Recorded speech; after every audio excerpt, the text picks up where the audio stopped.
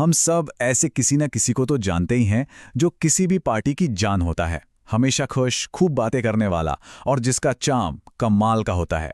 इन्हें कहते हैं येलो या पीले व्यक्तित्व वाले लोग। उनका आकर्षण एकदम असली लगता है।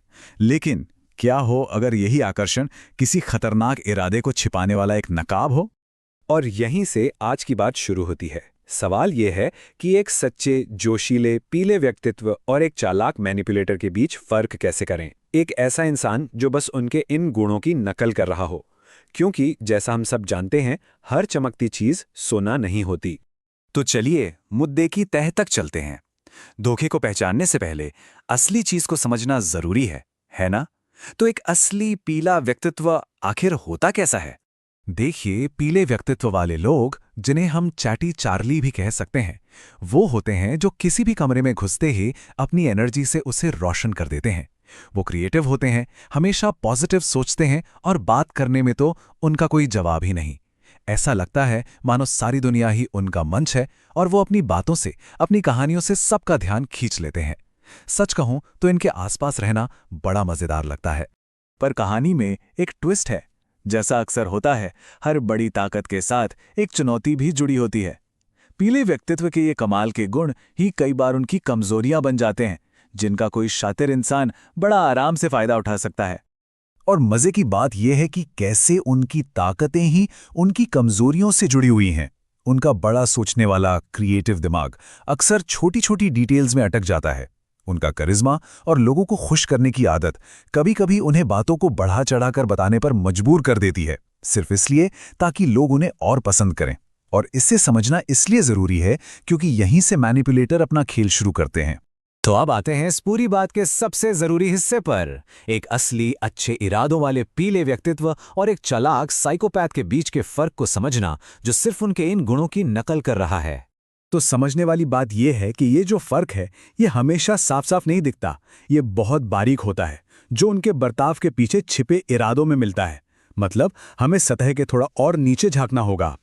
चलिए इन अंतरों को थोड़ा और करीब से देखते हैं। सबसे पहला और सबसे जरूरी है इरादा।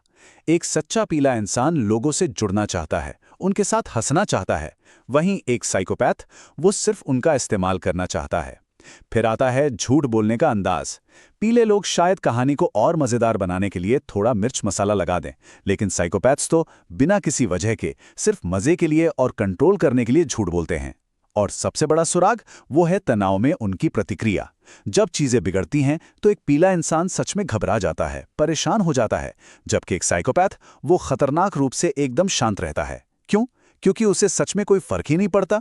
तो सवाल यह है कि कोई मैनिपुलेटर इन सब का फायदा उठाता कैसे है? बहुत आसान है। वो एक पीले इंसान की सबसे अच्छी क्वालिटीज को पहचानते हैं और उन्हीं को उनके खिलाफ एक हथियार की तरह इस्तेमाल करते हैं। ये इसका एक बेहतरीन उदाहरण है। सुनने में तो एक कॉम्प्लीमेंट लगता है ना? लेकिन असल में ये चालाकी है। ये एक पीले इंसान के ईगो को, उसकी मदद करने की आदत को निशाना बनाता है, जिससे वो दूसरों की जिम्मेदारियां भी अपने सिर पर ले लेते हैं और उन्हें पता भी नहीं चलता कि उनका इस्तेमाल हो रहा है। देखिए, ये शोषण एक सोचे समझे तरीके से होता है। शुरुआत होती है झूठी तारीफों से। एक बार भरोसा कायम हो गया तो वो धीरे धीरे अपनी जिम्मेदारियां भी उन पर डालने लगते हैं। मदद करने की जो आदत थी वो बोझ बन जाती है। वो उनके सोशल नेचर का इस्तेमाल जानकारी निकलवाने के लिए करते हैं। और सबसे खतरनाक कदम, वो उन्हें उनके दोस्तों और परिवार से दूर कर देते हैं ताकि वो पूरी तरह उन पर निर्भर हो जाएं।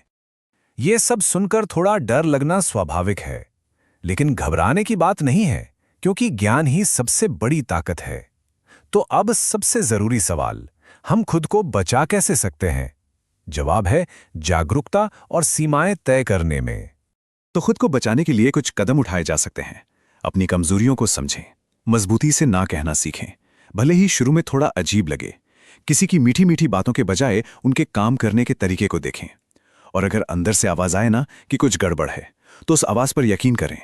हमेशा भावनाओं में बहने के बजाय तथ्यों के आधार पर फैसले लें।